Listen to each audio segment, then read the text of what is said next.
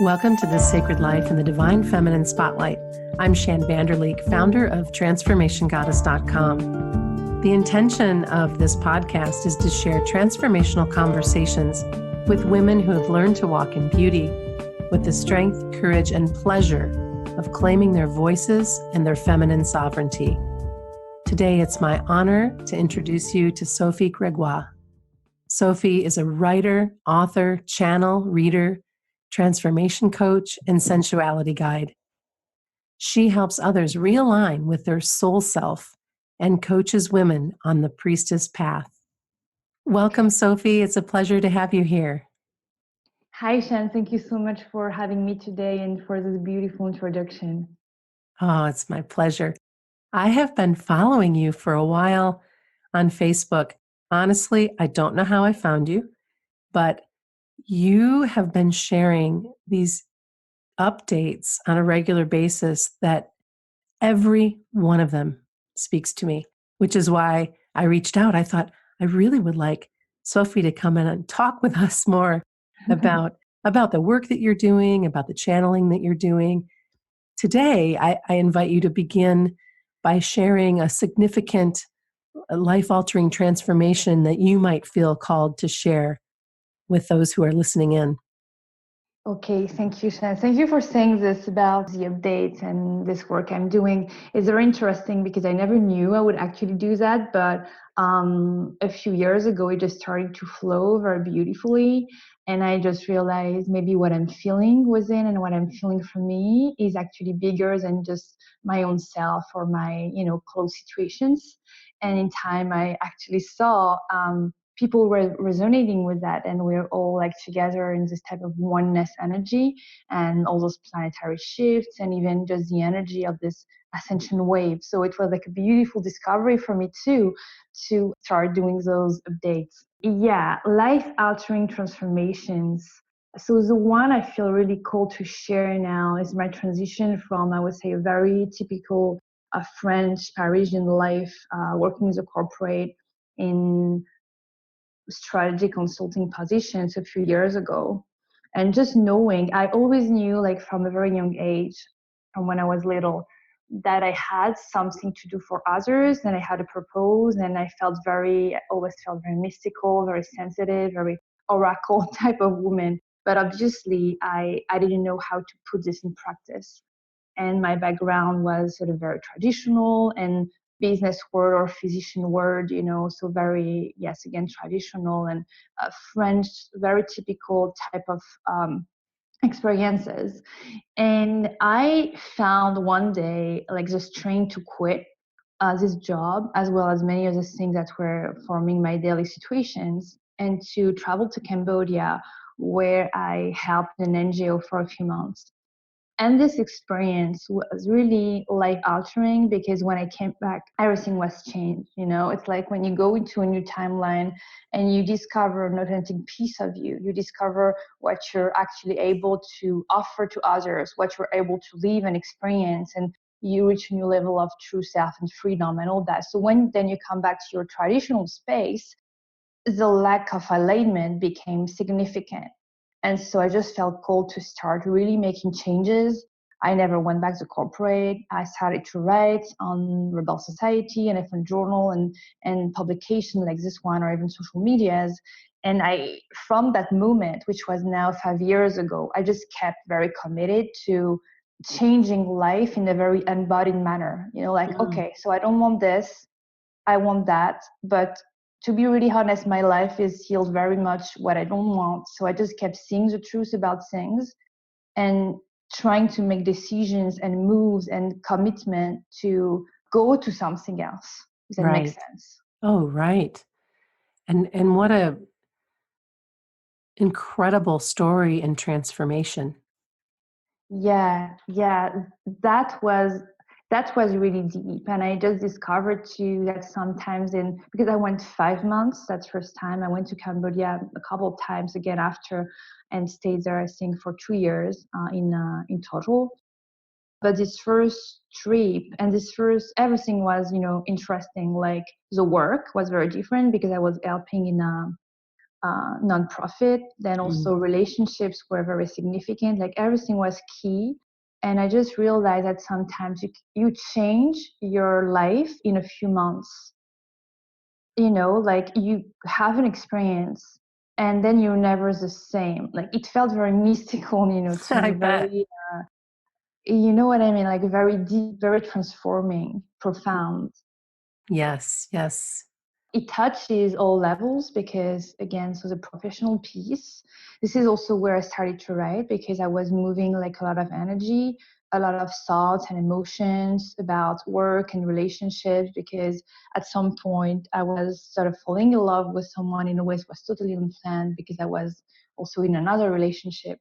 So everything like was sort of very deep and very like a lot of was processed. And so I started to write, just to understand myself. And this is how it started. Like all the writing shares and this writing journey started Yes. because of this trip.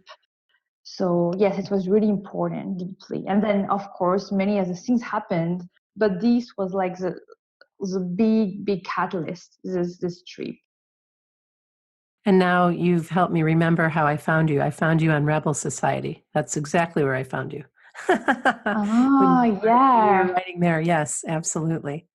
Yeah, very I, beautiful platform. oh, totally. I really enjoy their work and enjoyed your writing there for sure. I'd love for you to share with us how you embody being a sovereign woman. That's a very, I think, important and interesting question. I feel for me, this embodiment comes at many different levels. Full embodiment to me is in relationships, in work, in the abundance area, in the sexual area. Like it's many different things. And so the way it's happening for me is just, again, like this feeling of sort of seeing the truth about something, being very honest with myself. Like, oh, I'm doing this, or this is my current experience of life. Does it really feel like my true self? Does it really feel like my most authentic and divine and empowered self? And trying to make the changes from there. So it happened, on sort of many different areas. I think the work and the relationship piece were really key. And so to me, an empowered woman, first of all, is able to do what she loves as a living and to really embrace her gifts and her real energy, essence, imprint, personality in her daily life, right? She's integrated. She's not in different pieces. For example, she's not doing something that she dislikes and then discovering that she wanted a totally different life. So first of all, the empowered feminine in some way is able and is desiring, because it's always a journey, right? We evolve all the time, but she's Sure. desiring to find alignment and really commit to finding alignment. Also, in our relationship to the masculine, what is the empowered feminine? How does the empowered feminine gives love and receive love? What is she expecting from the masculine and the sacred masculine? And also, how can she love in the highest way the masculine and hold space also for him? Again, in both directions. So those two pieces for me really feel very important. Yeah, that's a wide team. Sure. Yeah. What comes up for you when you think of the importance of speaking your truth? That's incredibly important to me, the throat. And I've realized in my journey, the throat is key for me, even as a chakra, like writing, speaking, because how like embodiment is a lot also about having an external reality that can align or match or be close to who we are and what we feel inside. This is this moment when heaven is on earth or something like that. So by expressing who we are, having boundaries, expressing our needs, our desires, our wants, all that, we tend to attract to us what we actually seek. Like, for example, if I want A and I keep staying in the situation B and not expressing my truth about my desire to change to myself or to others and taking action on that, it's very hard to find embodiment and alignment in the physical. So to me, speaking our truth, sharing our truth is like a portal. And very often the first piece is admitting the truth to ourselves. Having this type of intimate, personal, inner conversation, I would say, saying the truth about situations and our life and who we are and what we want to do and what we dream of, and admitting this to ourselves, and then finding the strength or the bravery to take action or to, I don't know, make decisions from there, or learn or evolve, or, all those actions. Can you remember a time when you were struggling to speak your truth or live your truth? Yeah, well, actually, maybe always before this trip in Asia. So Okay. I do remember very Yeah. well. It was very deep, and it was touching every piece of my life. So the thing is, I've always felt like this is why I really loved Rebel Society, because I've always felt like a rebel or a misfit or someone that was very different from, my friends at school and all that. But I thought, if you say who you are, I was talking to myself, if you say who you are, or if you show up as you are, for example, I wanted to write poetry, I wanted to paint as a child, all those things. But I sort of felt nobody would really get it or understand it, or it wasn't like the right track, as a teenager, young adult and all that. I was keeping it for myself, but the worst part was to keep it silent to myself. That was the worst, because uh, sharing with others or even having the right job or whatever, that's a big deal, and that was a thing. But the worst was to close myself off from myself. Yes. Yeah, that was really like heavy. The energy was heavy. Like, of course, many things were fun and it was not like, dramatic, but it was heavy to not be in alignment with me in this inner conversation. I was feeling I wasn't really my best friend, by rejecting pieces of myself from fear of not being accepted or received or all that. That's such a big piece. And so many women listening in, I know, are still struggling to accept all of themselves, every Yeah. part, light and dark. All of it is beautiful. All of it is worthy of love. Yeah. And it still actually makes me feel a little emotional when saying this, because how key are those moments when, like, I remember the first time I decided I'm going to write a poem. And it doesn't matter, like, people around me, they don't get me, like, my friends wouldn't really get it or whatever.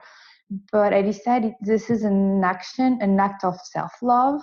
And, it's this key moment when you should have the choice between loving yourself and choosing you, or choosing to be like to please people or Right. to be what they think you are.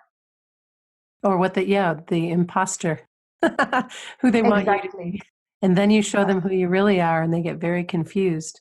And I Yeah. noticed that on my journey, a lot of people fell away.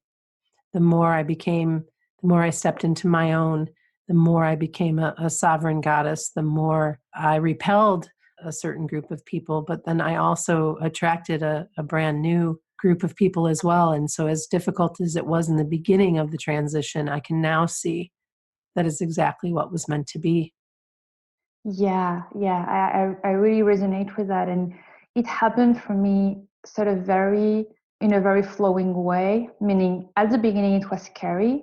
Maybe the scariest part of this journey was the beginning, when I left all those different things, but I Yes. didn't really know, like, this word of like spiritual women, or I didn't know all that was existing. So I left without knowing who would be there, actually, if anyone would be, in Yeah. this new world. So the first part was the hardest. And then I think I understood, like, maybe in my heart, that whenever I step away from something, there's something else that's coming, as a constant flow of like people coming and going as we evolve. But of course, in time, it settles, meaning um, when the biggest moments of change and evolution have been made, Of course, there is always more to come, but we have breaks. Like some people stay also because they evolve with us, or they evolve differently, but they're part of the same soul group, Right. or all that. But yes, many people have fallen from, like, because of this journey.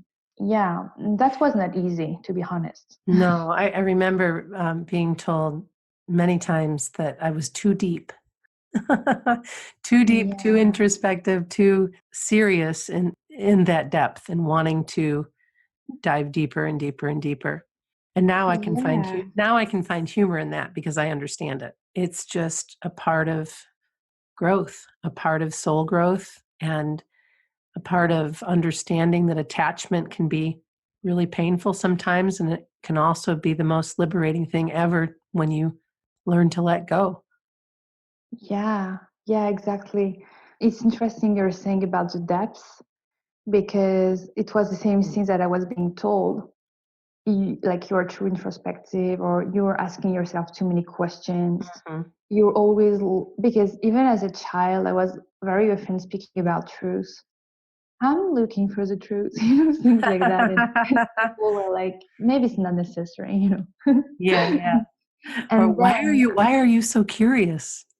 exactly, curious is a word that came to me like a million times. Oh, you always want to know, you're always curious, exactly. And then when I grew older, and maybe more recently, people were more confused they thought, oh, she's very soft and very sweet and very loving, but at the same time she has power and strength. And there was this confusion between, I don't exactly know if she's strong or soft, or you know what I mean. Yes, I do. I Yeah. do.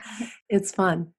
Yeah, yeah. And those are, I believe, two important aspects of the feminine, meaning we have strength and self-reliance and power, in the sense that we get to know who we are and to be very, this is me, I'm going to do what I want to do. So they're very anchored into who we are. But it doesn't mean we are not super loving and very compassionate and understanding Yes. and caring. I think Um, if anything, we become softer the deeper we go.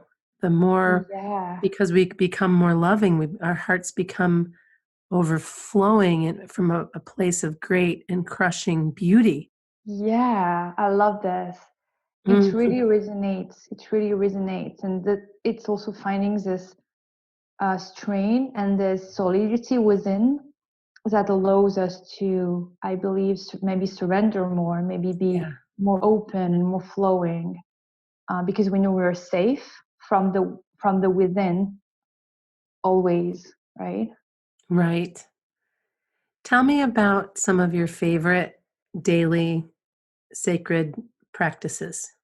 I love to walk in nature. It's very important for me.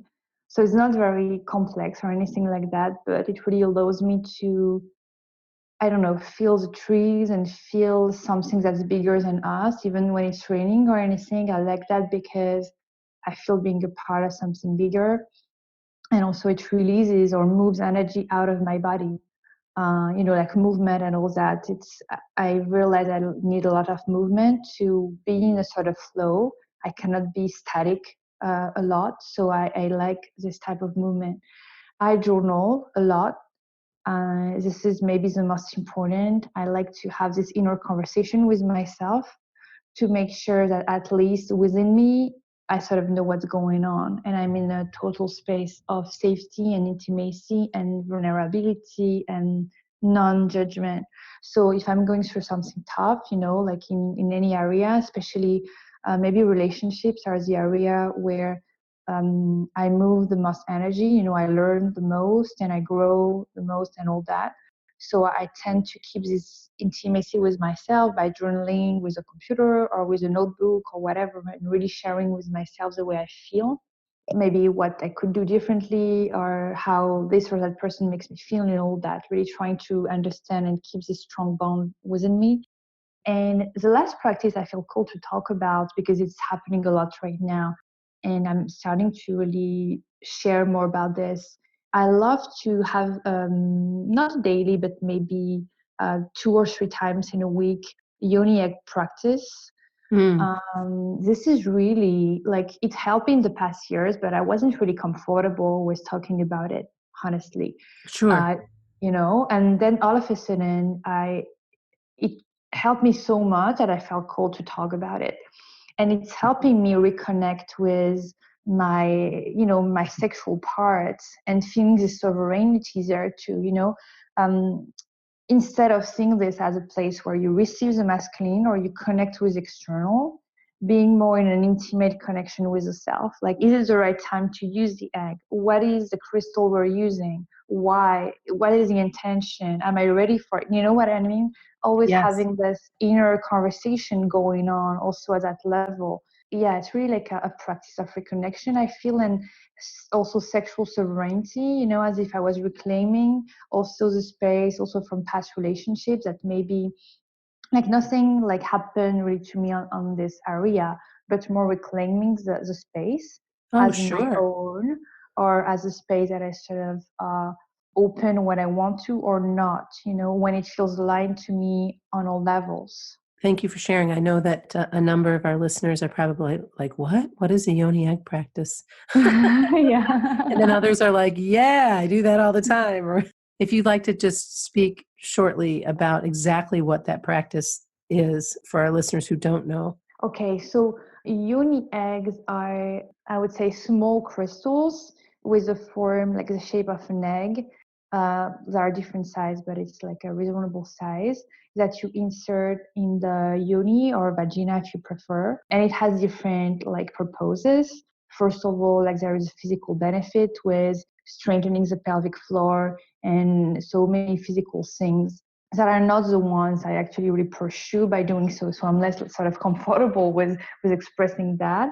Then you have, I would say, a pleasure piece, meaning that by having this within you, it's going to touch pieces of you that could have numbness or lack of desire or all that.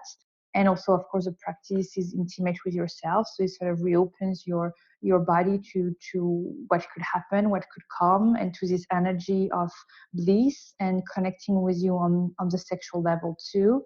And then the third energy that I really love is the healing energy.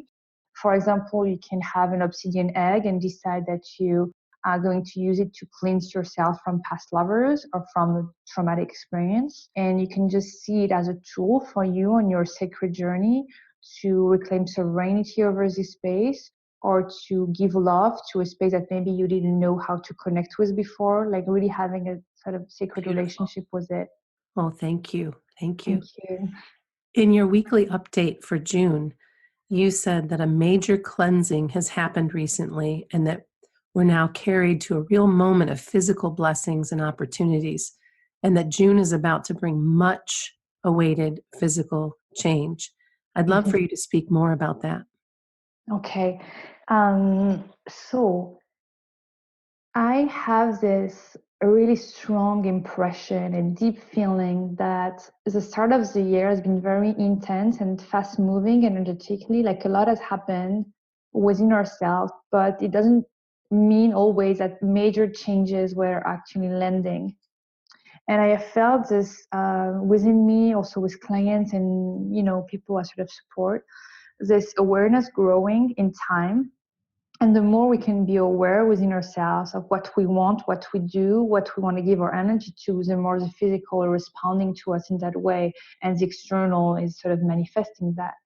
So I just feel that, it's like a timeline where enough work has been done on those levels. And so we are offered the opportunity to really own who we are and own our power. And like, it's almost like a commitment.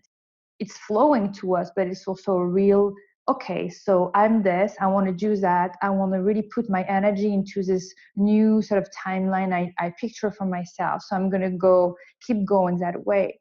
So the energy favors that, but as always, we also need to keep being committed to changes, transformation into the highest timeline, into more of our authentic self, more of our power. So it's both again. It's I think it's a very favorable time. It's like the energies are there for us and to support us and to offer those opportunities. And then we have also to flow with them and take them and embrace them.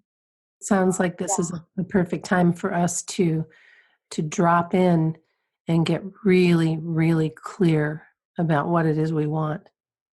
Yeah, I really resonate with what you just said. Exactly.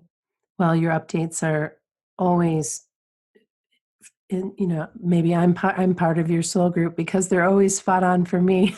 Like cheering on Sophie as she puts these up. Yes, yes, yes, I feel that too. Much could land in the upcoming weeks. Be willing to not stop the energy on its way. Yeah, exactly. Meaning, there is like, I feel a big room for real progress, really like change, but also progression, meaning when you are ready for more, I don't know, Mm-hmm. more inner power, more work, more, I don't know, it's very different from all of us, more love, a new love, all that. And there is a moment where we're so ready that progression is actually ready to happen. And so we have to keep flowing with it, also to not stop the energy on its way from fear, from past memories, from trauma, from all of that, but keep flowing with it, Yeah. allowing the wave. Is there a clearing or a practice that you do to stay in the flow or that you share with your Priestess Alchemy students that helps them with this? Yeah, I actually I don't have one specific practice. It would be again more about being in tune with ourselves. Okay. Really, and journaling for me is the best, or even talking to myself in a recording, or just talking to myself in silence, actually. Yeah. Being like, okay, so this is coming to you, you feel unsure about it. And, going deeper, oh, I feel unsure about it because it's big, or because I have fear. Or, no, I feel unsure because this just doesn't feel exciting to me, or joyful, or appealing to me. Trying, as to have this conversation with my heart and with my core, to not make sure, because we're never sure of anything, but to at least make sure I was in sort of mastery of the way I feel. And this helps me stay in the flow, because when something big is coming, or new opportunities that seems really unexpected, as I'm in tune with myself, I can flow with it, and I don't overanalyze it after, because I found this moment of intimacy with the self. So then, okay, so this is the way I feel about it. So then it flows, rather than being like in the mind, oh yes, no, maybe, because all that. Yeah, I don't know if that makes sense to you. No, it does. I think being still, journaling, asking yourself the questions, getting intimate with what's ahead of you, and realizing that it is choice, and to remain open, to do your very best to trust and open to what comes forward. Yeah, exactly. What was your inspiration for creating your Priestess Alchemy program? Oh, that's a beautiful question. The inspiration was what I've been through, and what I, of course, still in some way go through, because again, it's always like a journey. And what I've been seeing in my women's clients, because I work a lot with women, I wanted to hold space in a container for a few months, really something deeper and really transforming, more than just, a couple sessions, or really something deeper. And I thought, let's do something that's complete, like that's full, that goes to all those different pieces that can be hard for us, that can be wounds, that can be the places where we are asked to reclaim power and to reclaim the authentic essence. So the inspiration was maybe the honesty of what's happened to me. So I have in this program something about being oversensitive. So these depth things that we said, and how this can become your power. Then all the intuitive gifts and the oracle gifts, and again how to become that actually without repressing it, and without doubting about your gifts, and all those things that can block us. Then there are different themes about love, about ourselves, like codependency and how to find these powers that just allows after to not be in this energy, and also what is the sacred masculine and how can I be with him and receive him, and also what do I accept, what is the respect that I seek, what is the way that I want to be loved, and then really feeling into this archetype also, because the sacred masculine is working with the sacred feminine, so it's not only about them, of course, it's also about us and the way we show up within a connection. And the two last pieces are about prosperity and sexuality, which came later. Both came much later in my past compared to all the others. But there was a moment when I also understood that we deserve those things. We deserve abundance. We deserve actually like what's best on all levels. So what's best is not, like million things, but just we deserve to be safe also in those two areas, and to feel bliss and to feel abundance and to feel good in our bodies and empowered in our sexual experiences and sovereign in our sexual life as well. If that makes sense. Oh, it sounds like a fascinating program. When does it begin? And are you already accepting applications? Yeah, I am accepting applications, and it's going to begin for the solstice, Okay. June 21st. Okay. We have 10 spots for this program, and it will start so for the solstice. And then our listeners can find you at thepriestessalchemy.com for more information? Yeah, exactly. Okay. If they know where to find me on Facebook, they can write me there as well. The website is a very good option too. Okay, and that's thepriestessalchemy.com. Yes, exactly. Sophie, it's been such a pleasure to share time with you today. Before we go on with our lives, separate from this conversation, is there anything more that you would like to share? Yeah, first of all, it's really a pleasure to share with you and to feel this beautiful energy we're sharing.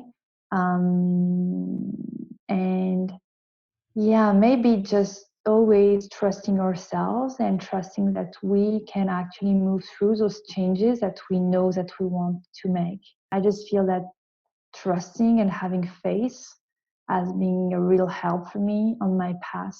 Like we have a dream or we have a vision or we know we can do something or we are something deep down, but then we doubt because we've never seen it before or we don't know how to get there. There are all those fears and questions.